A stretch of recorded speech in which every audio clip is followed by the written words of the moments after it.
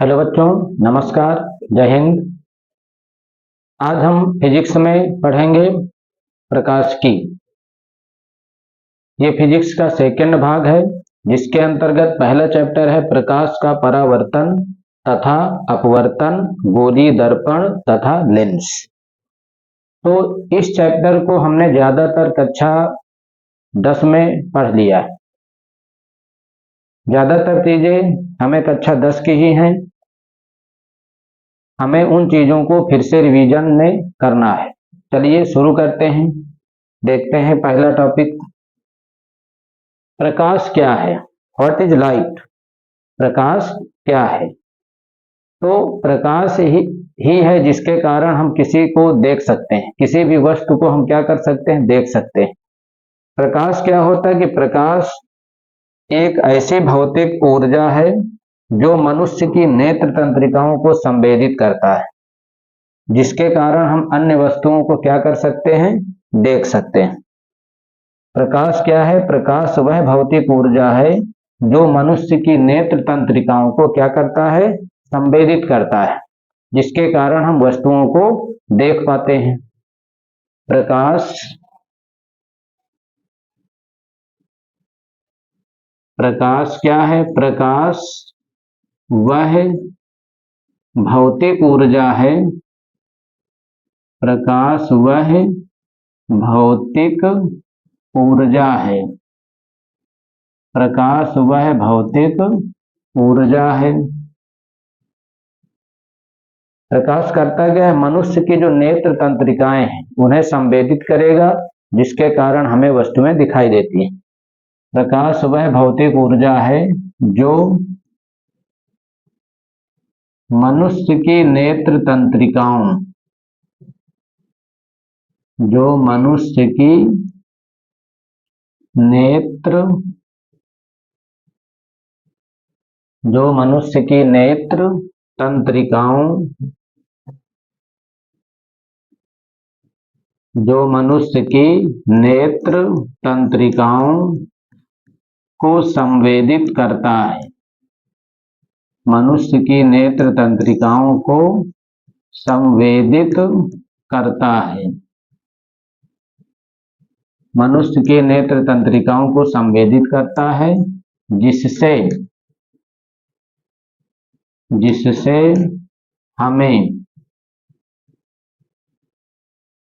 हमें क्या होता है, वस्तुएं दिखाई देती हैं। जिससे हमें वस्तुएं दिखाई देती हैं। जिससे हमें वस्तुएं दिखाई देती हैं।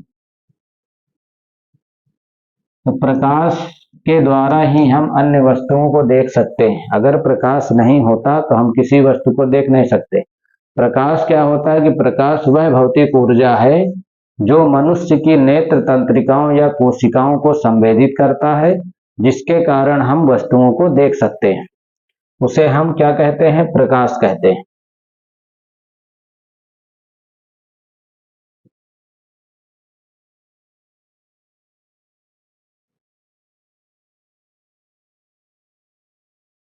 आगे देखते हैं। आगे टॉपिक में प्रकाश के गुण क्या होते हैं। हमें पढ़ना है प्रकाश के गुण।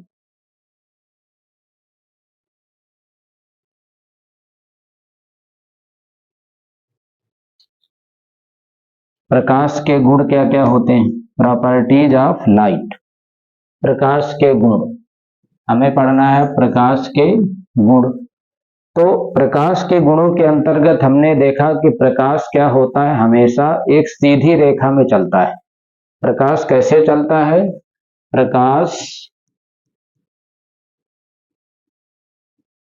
प्रकाश एक सीधी रेखा प्रकाश एक सीधी रेखा प्रकाश एक सीधी रेखा में चलता है।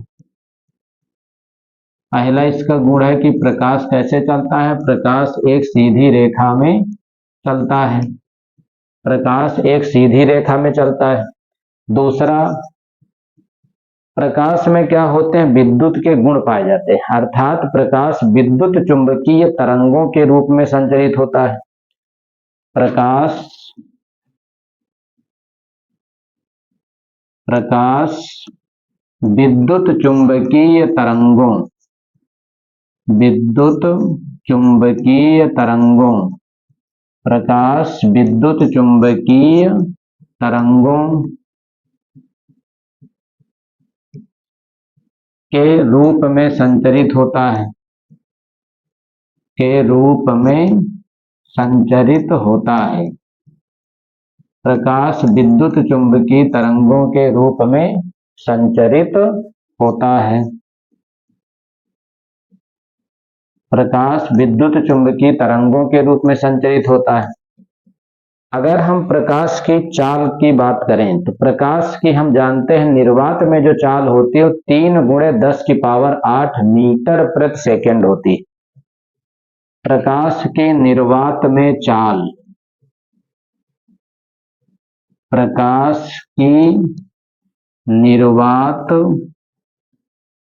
प्रकाश की निर्वात में चाल कितनी होती है, 3 × 10⁸ चाल, निर्वात में चाल 3 × 10⁸ मीटर प्रति सेकंड होती है।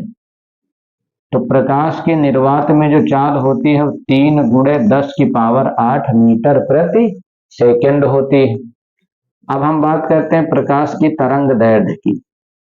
तो दृश्य प्रकाश जिसको हम देख सकते हैं, तो दृश्य प्रकाश के लिए प्रकाश की जो तरंग दैर्ध्य है 3900 एंगस्ट्रॉम से लेकर 7800 एंगस्ट्रॉम तक होती है। दृश्य प्रकाश में, दृश्य प्रकाश के लिए, दृश्य प्रकाश के लिए तरंग दैर्ध्य,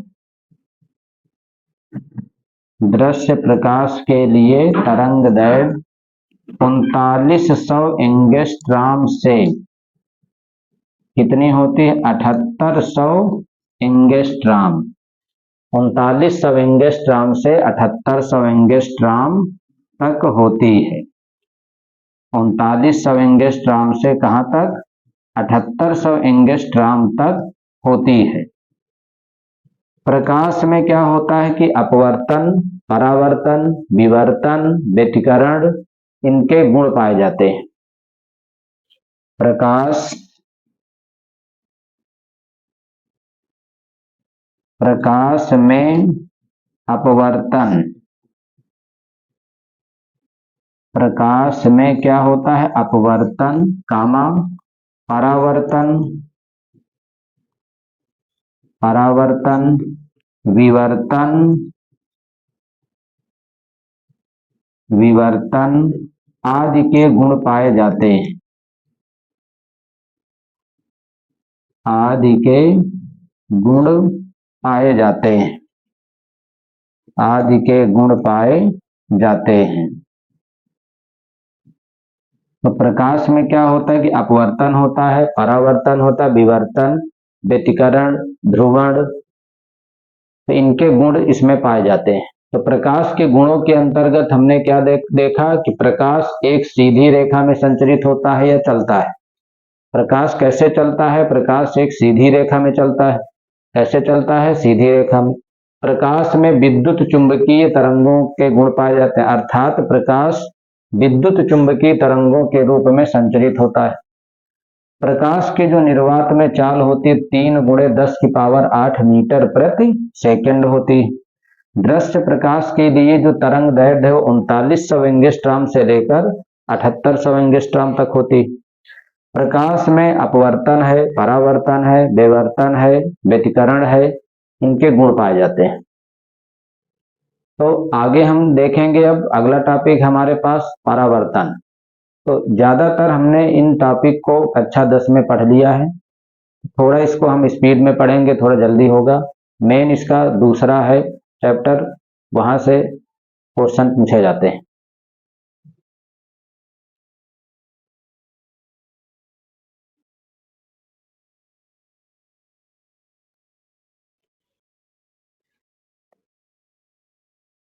आगे हम पढ़ेंगे प्रकाश का परावर्तन।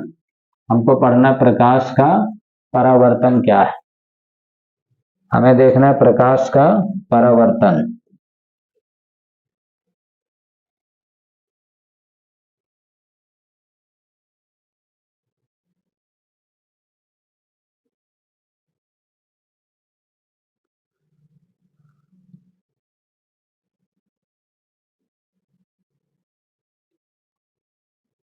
प्रकाश का परावर्तन, रिफ्लेक्शन ऑफ लाइट। हमें पढ़ना है प्रकाश का परावर्तन, रिफ्लेक्शन ऑफ लाइट। तो प्रकाश के परावर्तन में क्या बताया जाता है कि अगर हम कोई एक ऐसा तल लें, एक कोई हमने चिकना तल ले लिया, उसमें हमने क्या कर दिया कि एक पृष्ठ पर हमने पॉलिश कर दिया, एक पृष्ठ पर हमने क्या कर दिया, पॉलिश कर दिया। अगर हम किसी प्रकाश की किरण को, हमने क्या किया कि इस तल पर हमने कोई प्रकाश की किरण इस पर आपतित किया है, इस पर एक प्रकाश किरण इस तरह से गिराया, तो ये प्रकाश किरण क्या होती है कि इसी माध्यम में वापस लौट जाती, इस प्रकार ये वापस चली जाएगी। यहां पर हमने क्या देखा, यहां पर हमारे पास क्या देख होता है, अभिलंब। ये हमारे पास क्या है, ये अभिलंब है, ये हमारे पास क्या है, अभिलंब है। तो प्रकाश का परावर्तन क्या होता है कि जब कोई प्रकाश की किरण किसी पॉलिश युक्त चिकने तल पर आपतित होती है, गिरती है, तो ये क्या होता है कि उस पृष्ठ से टकराकर उसी माध्यम में ये वापस लौट जाती है। तो प्रकाश की इस घटना को हम क्या कहते हैं, प्रकाश का परावर्तन कहते हैं। इस किरण को कहा जाता है आपतित किरण। इस किरण को हम क्या कहते हैं, जो किरण पृष्ठ पर गिराई जाती है उस किरण को हम कहते हैं आपतित किरण। क्या कहते हैं, आपतित किरण। इसको कौन सी किरण कहते हैं, आपतित किरण कहते हैं। जो किरण इस पृष्ठ से टकराकर वापस जाती उसको हम क्या कहते हैं, परावर्तित किरण। इसका नाम हम देते हैं परावर्तित किरण, वापस जाती है, परावर्तित किरण कहलाती। इसको कहा जाता है अभिलंब, इसको हम क्या कहते हैं, अभिलंब। इसका नाम देते हैं अभिलंब, अभिलंब है। यहां पर अभिलंब और आपतित किरण के बीच, अभिलंब और आपतित किरण के बीच में जो कोण बनता है इसको हम आई से प्रदर्शित करते हैं, यह कहलाता है हमारे पास आपतन कोण। आपतन कोण क्या है कि अभिलंब और आपतित किरण के बीच जो कोण बनता है उसको हम आपतन कोण कहते हैं, इसको आई से प्रदर्शित करते हैं। इससे प्रदर्शित करते हैं, आई से।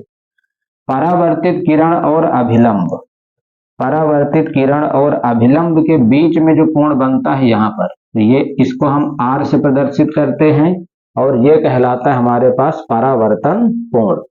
अभिलंब और परावर्तित किरण के बीच बने कोण को हम परावर्तन कोण कहते हैं। आपतित किरण और अभिलंब के बीच बने कोण को हम आपतन कोण कहते हैं। आपतन कोण को आई से प्रदर्शित करते हैं, परावर्तन कोण को आर से प्रदर्शित करते हैं। ये हमारे पास प्रकाश का परावर्तन है। मतलब जब प्रकाश की किरण को किसी पॉलिश युक्त चिकने तल पर आपतित किया जाता है, जब प्रकाश की किरण को किसी पॉलिश युक्त चिकने तल पर आपतित किया जाता है तो वह प्रकाश किरण उस तल से टकराकर पुनः उसी माध्यम में वापस लौट जाती है। तो इस घटना को हम प्रकाश का परावर्तन कहते हैं। क्या बताएंगे, जब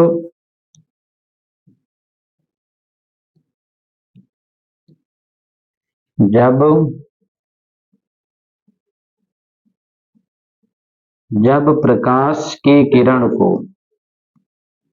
जब प्रकाश की किरण को,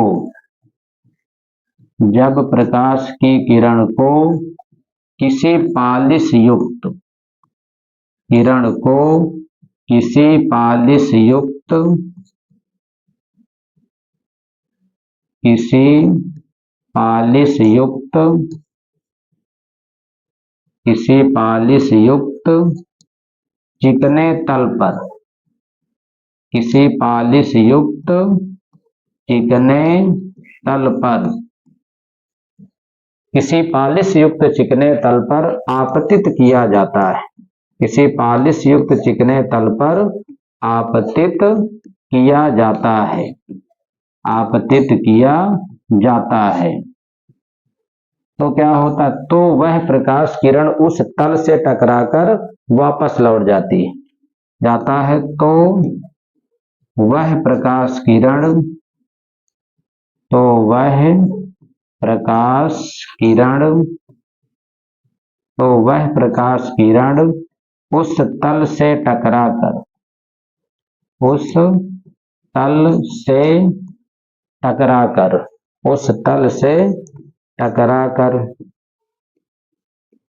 उस तल से टकराकर वापस लौट जाती है, उस तल से टकराकर वापस लौट जाती है, वापस लौट जाती है। प्रकाश की इस घटना को, प्रकाश की इस घटना को, प्रकाश की इस घटना को क्या कहते हैं, तो प्रकाश का परावर्तन कहा जाता है, प्रकाश का परावर्तन। प्रकाश की इस घटना को प्रकाश का परावर्तन कहा जाता है। तो समझ में आ गया परावर्तन क्या है। अगर हम प्रकाश की किरण को किसी पालिश युक्त चिकने तल पर गिराते हैं या आपतित करते हैं, तो वह प्रकाश किरण उस पृष्ठ से टकराकर माध्यम में वापस लौट जाती है। तो इस घटना को हम क्या कहते हैं, प्रकाश का परावर्तन कहते हैं। तो हमने क्या देखा कि जो प्रकाश किरण इस पृष्ठ पर गिराई जाती है उसको नाम देते हैं आपतित किरण, जो प्रकाश किरण इस तल से टकराकर वापस जाती है उसका नाम देते हैं परावर्तित किरण, और इनके आपतन बिंदु पर जो लंब खींचा जाता है वो क्या कहलाता है, अभिलंब। आपतित किरण और अभिलंब के बीच में जो कोण बनता है वो कहलाता है आपतन कोण, उसको हम प्रदर्शित करते हैं आई से।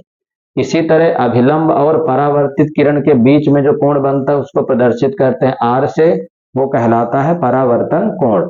तो परावर्तन क्या है, जब प्रकाश की किरण को किसी पालिश युक्त चिकने तल पर आपतित किया जाता है तो वह प्रकाश किरण उस तल से टकरा कर वापस लौट जाती है। प्रकाश की इस घटना को हम क्या कहते हैं, प्रकाश का परावर्तन कहते हैं। आगे हम देखेंगे कि परावर्तन के नियम क्या क्या है।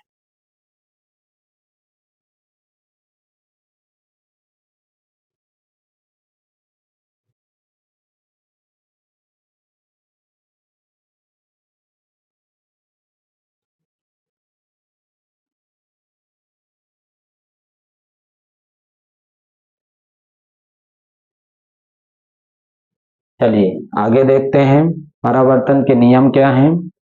आगे हम पढ़ेंगे प्रकाश के परावर्तन के नियम। परावर्तन के नियम, law of reflection of light. प्रकाश के परावर्तन के नियम हमारे पास दो होते हैं। कितने होते हैं, दो। हमने अभी क्या देखा कि जो आपतित किरण है, परावर्तित किरण है और आपतन बिंदु पर जो हमने लंब खींचा है, तीनों क्या होते हैं, एक ही तल पर स्थित होते हैं। तो परावर्तन के हमारे पास दो नियम होते हैं। कितने नियम होते हैं, दो नियम। पहला नियम क्या बताया जाता है, आपतित किरण। हमने अभी देखा क्या था, आपतित किरण, आपतित किरण। और क्या होता है, परावर्तित किरण, आपतित किरण कामा परावर्तित किरण, आपतित किरण कामा परावर्तित किरण तथा तथा आपतन बिंदु पर, तथा आपतन बिंदु पर खींचा गया अभिलंब, आपतन बिंदु पर खींचा गया अभिलंब, आपतन बिंदु पर खींचा गया अभिलंब, खींचा गया अभिलंब तीनों एक ही तल पर स्थित होते हैं। अभिलंब तीनों एक ही तल, तीनों एक ही तल पर स्थित होते हैं, तीनों एक ही तल पर स्थित होते हैं। तो प्रकाश के परावर्तन का पहला नियम क्या है? स्थित होते हैं। पहला होता है आपतित किरण, परावर्तित किरण तथा आपतन बिंदु पर खींचा गया अभिलंब, तीनों एक ही तल पर स्थित होते हैं। दूसरा दूसरा नियम क्या होता है? दूसरा नियम होता है कि जो आपतन कोण है, आपतन कोण, दूसरा नियम होता है हमारे पास आपतन कोण सदैव, आपतन कोण सदैव परावर्तन कोण के बराबर होता है। आपतन कोण सदैव परावर्तन कोण के बराबर होता है, के बराबर होता है। तो आपतन कोण जो आई है वो हमेशा क्या होगा? परावर्तन कोण के बराबर होगा। कोण आई जो होता है वो कोण आर के बराबर होता है। तो प्रकाश के परावर्तन के दो नियम हैं। पहला नियम है आपतित किरण, परावर्तित किरण तथा आपतन बिंदु पर खींचा गया अभिलंब, तीनों एक ही तल पर स्थित होते हैं। दूसरा नियम होता है आपतन कोण हमेशा क्या होता? परावर्तन कोण के बराबर होता, अर्थात कोण आई हमारे पास कोण आर के बराबर होता है। तो ये हमारे पास परावर्तन के दो नियम इस प्रकार से हो जाते हैं।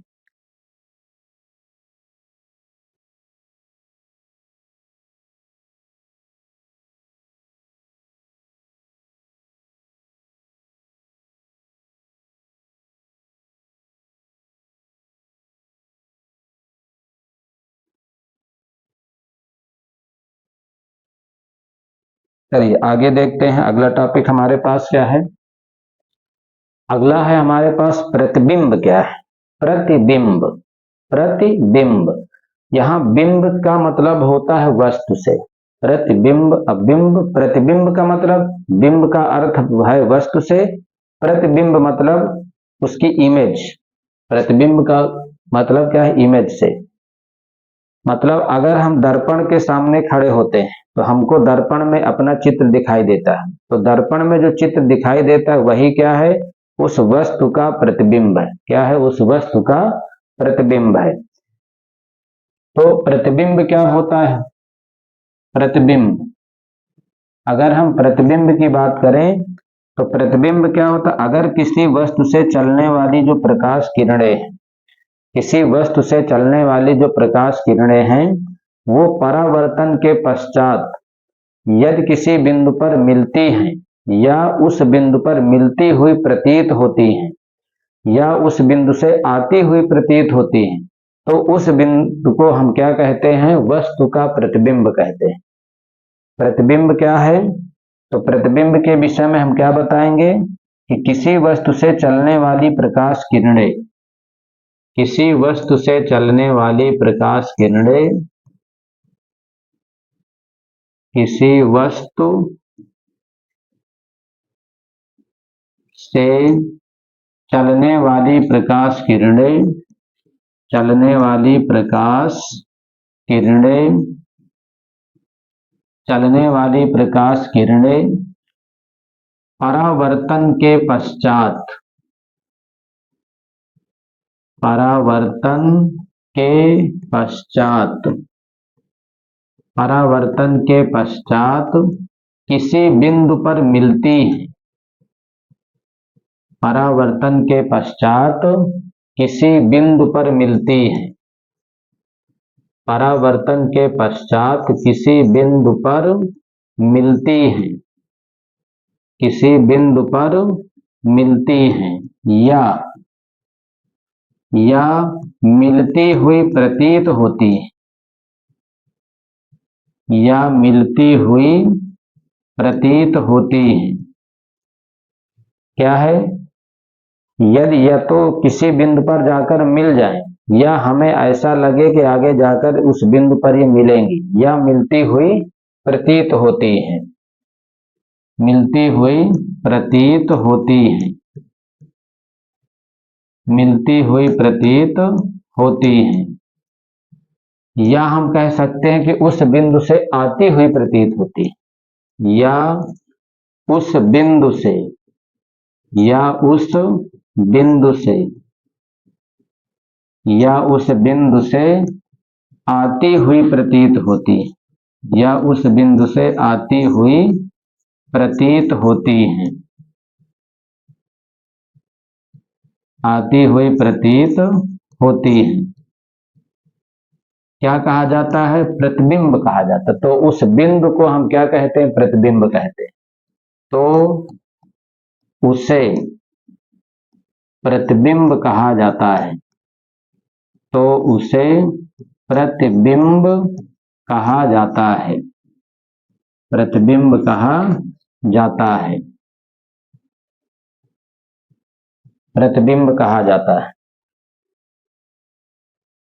किसी वस्तु से चलने वाली प्रकाश किरणें परावर्तन के पश्चात जब वो किसी बिंदु पर मिलती हैं या मिलती हुई हमें प्रतीत होती है या उस बिंदु से आती हुई प्रतीत होती है, तो उस बिंदु को हम क्या कहते हैं? उस वस्तु का प्रतिबिंब कहते हैं। तो उस बिंदु को हम क्या कहेंगे? उस वस्तु का प्रतिबिंब कहते हैं। अब प्रतिबिंब होता कितने प्रकार का है?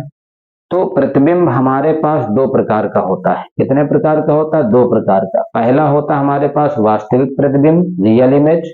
दूसरा होता हमारे पास आभासी प्रतिबिंब, वर्चुअल इमेज। तो वास्तविक प्रतिबिंब का मतलब है कि जब वस्तु से चलने वाली प्रकाश किरणें जब परावर्तित होकर किसी बिंदु पर वास्तव में जाकर मिल जाएं, तो उस बिंदु को हम कहेंगे वास्तविक प्रतिबिंब। जब उस बिंदु पर मिलती हुई प्रतीत हो, तो उस बिंदु को हम कहेंगे आभासी प्रतिबिंब।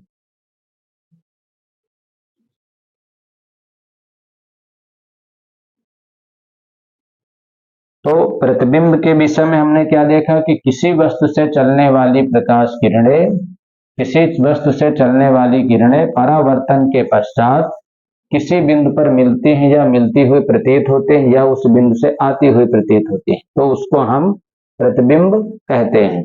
कितने प्रकार का बताया गया? दो प्रकार का, वास्तविक प्रतिबिंब और आभासी प्रतिबिंब। वास्तविक प्रतिबिंब और आभासी प्रतिबिंब। तो प्रतिबिंब के प्रकार कौन कौन से होते हैं? वास्तविक प्रतिबिंब और आभासी प्रतिबिंब। तो वास्तविक प्रतिबिंब के विषय में क्या बताए? जब वस्तु से चलने वाली प्रकाश किरणें परावर्तन के पश्चात वास्तव में किसी बिंदु पर मिलती हैं। वास्तविक प्रतिबिंब के विषय में हम क्या बताएंगे? जब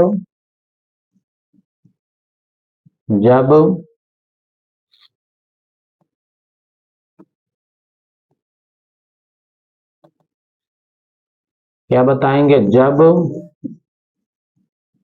किसी वस्तु से चलने वाली प्रकाश किरणें, जब किसी वस्तु से चलने वाली प्रकाश किरणें, किसी वस्तु से चलने वाली प्रकाश किरणें, चलने वाली प्रकाश किरणें परावर्तन के पश्चात,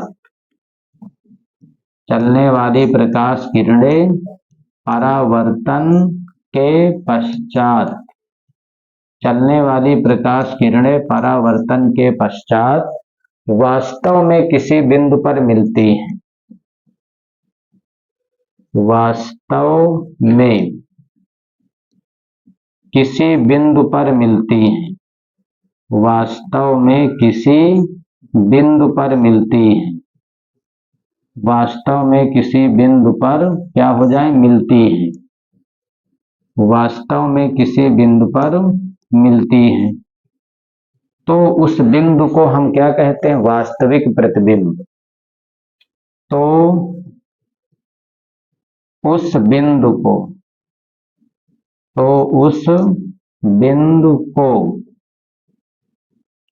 वास्तविक प्रतिबिंब कहा जाता है। वास्तविक प्रतिबिंब कहा जाता है। वास्तविक प्रतिबिंब कहा जाता है। अब वास्तविक प्रतिबिंब जो होता है वो हमेशा पर्दे पर बनता है। वास्तविक प्रतिबिंब हमेशा कहां पर बनता है? पर्दे पर बनता है।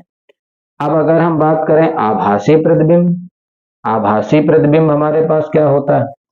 तो आभासी प्रतिबिंब होता है जब किसी वस्तु से चलने वाली प्रकाश किरणें परावर्तन के पश्चात किसी बिंदु पर मिलती हुई प्रतीत होती है, तो उसको हम कहते हैं आभासी प्रतिबिंब। क्या बताएंगे? जब किसी वस्तु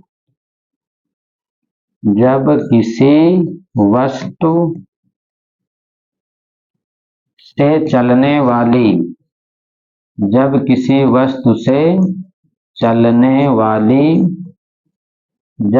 वस्तु से चलने वाली प्रकाश किरणें जब किसी वस्तु से चलने वाली प्रकाश किरणें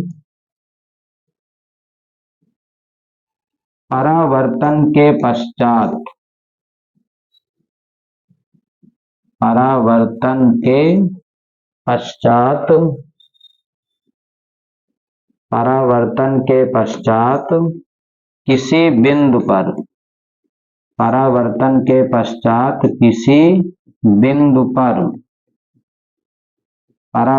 के पश्चात किसी बिंदु पर क्या हो?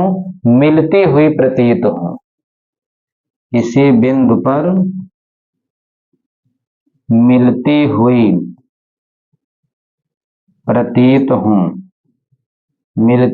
प्रतीत हो, आभासी प्रतिबिंब कहलाता है।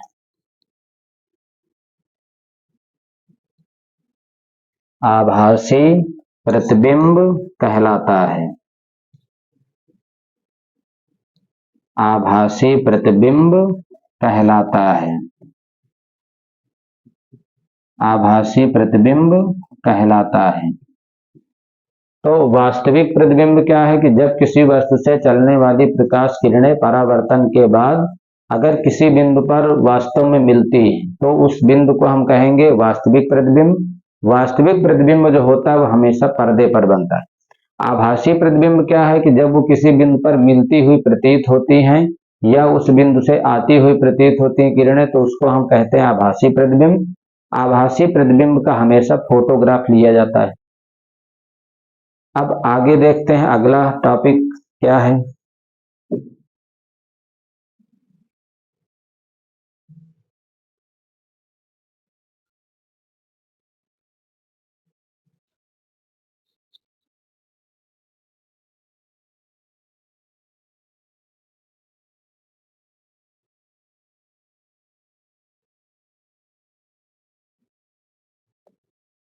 चलिए आगे हम देखते हैं गोलीय दर्पण क्या होता है। गोलीय दर्पण क्या होता है? ऐसे तो इन सभी चीजों को हमने 10वीं क्लास में पढ़ रखा, लेकिन फिर एक बार रिवीजन कर लेते हैं। गोलीय दर्पण क्या होता है? तो गोलीय दर्पण के विषय में हमने क्या देखा कि गोलीय दर्पण अगर हम क्या करें कि कांच का कोई एक खोखला गोला ले लें। क्या करें? कांच का कोई एक खोखला गोला ले लें।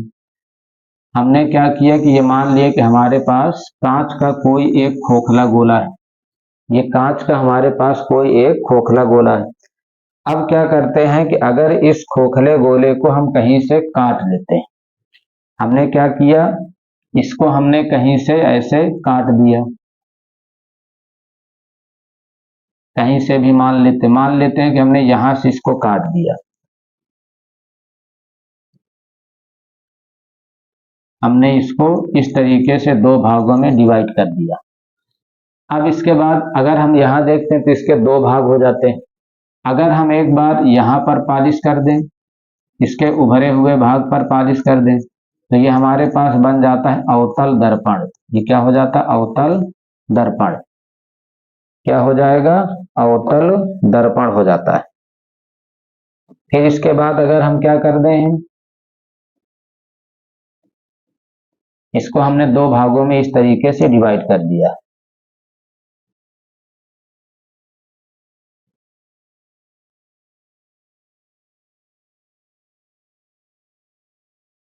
तो जब किसी कांच के खोखले गोले को काटा जाता है तो हमको क्या होता है? गोलीय दर्पण प्राप्त होता है। अगर इसमें हम क्या करते हैं कि किसी उभरे हुए तल पर पॉलिश कर दें तो हमको मिल जाता है अवतल दर्पण। अगर हम इसके दबे हुए तल पर पॉलिश कर दें तो हमको मिल जाता है कौन सा, उत्तल दर्पण। तो गोलीय दर्पण क्या होता है कि ये क्या होता है, किसी कांच के खोखले गोले का कटा हुआ भाग होता है। किसी कांच के खोखले गोले का क्या होता है, कटा हुआ भाग होता है। तो गोलीय दर्पण की अगर हम परिभाषा बताएं तो क्या बताएंगे, किसी कांच के खोखले गोले, किसी कांच किसी कांच के खोखले गोले, किसी कांच के खोखले गोले, कांच के खोखले गोले,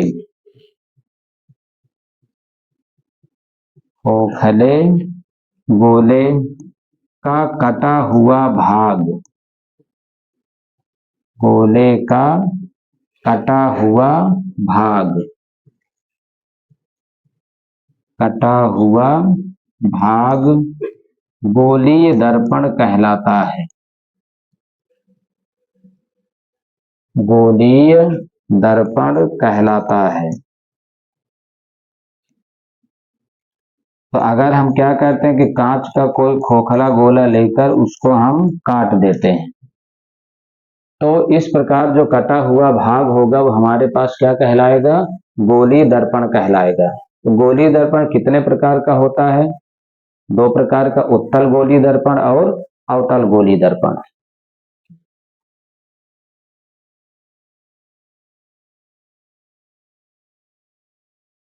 तो आगे हम देखें गोलीय दर्पण के प्रकार। तो गोलीय दर्पण के जो प्रकार होते हैं दो होते हैं, अवतल गोलीय दर्पण और उत्तल गोलीय दर्पण। तो अवतल गोलीय दर्पण क्या होता है, अभी हमने बताया, अगर हम क्या करते हैं कि जो कांच का हमने खोखले गोले का जो कांच लिया था, कांच का जो खोखला गोला लिया उसको हमने बीच से काटा, इसके बाद हमने क्या कर दिया, इसके उभरे हुए तल पर अगर हमने पॉलिश कर दी, इसके उभरे हुए तल पर हमने क्या कर दिया, पॉलिश कर दिया लाल ऑक्साइड की, तो इस ये होता है इसका मुख्य अक्ष, ये मुख्य अक्ष। तो अगर हम क्या करते हैं, इस पर कोई प्रकाश किरण ऐसे दिखाएं तो दबे हुए तल से इसका क्या हो जाता है, परावर्तन हो जाता है। तो यही हमारे पास दर्पण कौन सा दर्पण होता है, अवतल दर्पण। ये दर्पण कौन सा होता है, अवतल दर्पण, अवतल दर्पण। इसमें हम बताएंगे अवतल दर्पण क्या होता है कि इसके उभरे हुए तल पर क्या होता है, ऐसा गोलीय दर्पण जिसके उभरे हुए तल पर पॉलिश किया जाता है तथा जिसका दबा हुआ तल क्या होता है, परावर्तक तल होता है। क्या बताएंगे, ऐसा गोलीय दर्पण, ऐसा गोलीय दर्पण, ऐसा गोलीय दर्पण जिसके, ऐसा गोलीय दर्पण जिसके उभरे हुए तल पर, जिसके उभरे हुए तल पर, जिसके उभरे हुए तल पर पॉलिश की जाती है, जिसके उभरे हुए तल पर पॉलिश की जाती है, पॉलिश की जाती है, तथा तथा जिसका दबा हुआ तल, तथा उसका दबा हुआ तल, तथा उसका दबा हुआ तल क्या होता है, परावर्तक तल होता है। दबा हुआ तल क्या है, परावर्तक तल होता है, परावर्तक तल होता है, अवतल दर्पण कहलाता है,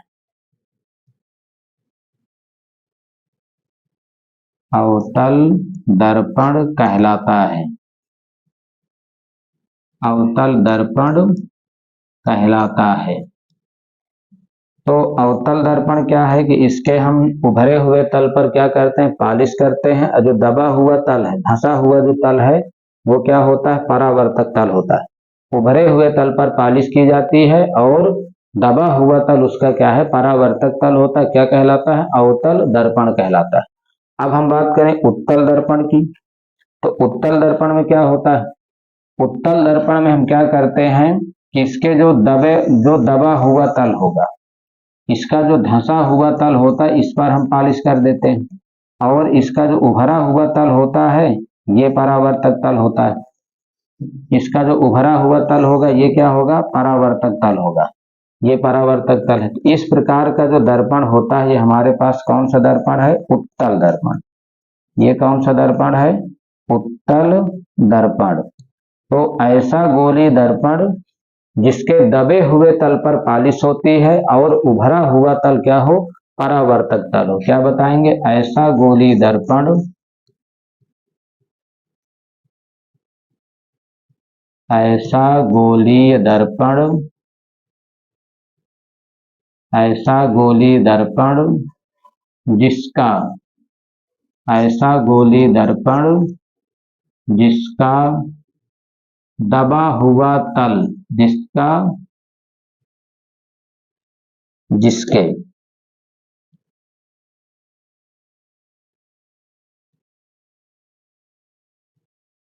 जिसके दबे हुए तल, जिसके दबे हुए तल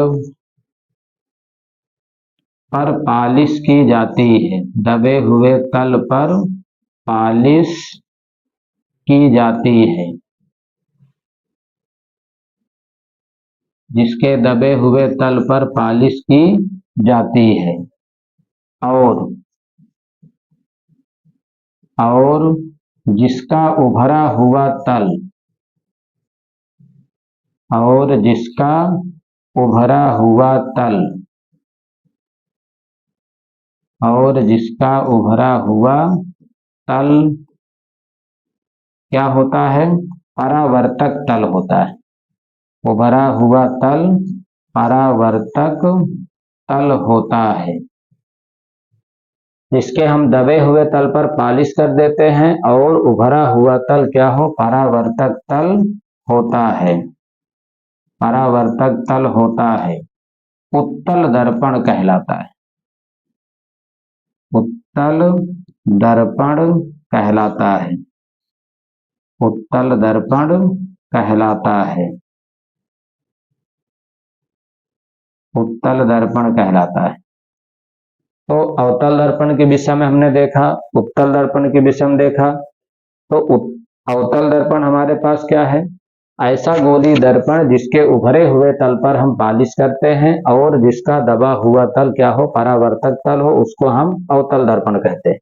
उत्तल दर्पण के विषय में हमने क्या बताया, ऐसा गोली दर्पण जिसके दबे हुए तल पर पालिश की जाती है और जिसका उभरा हुआ तल हमारे पास परावर्तक तल होता है, क्या कहलाता है, उत्तल दर्पण कहलाता है।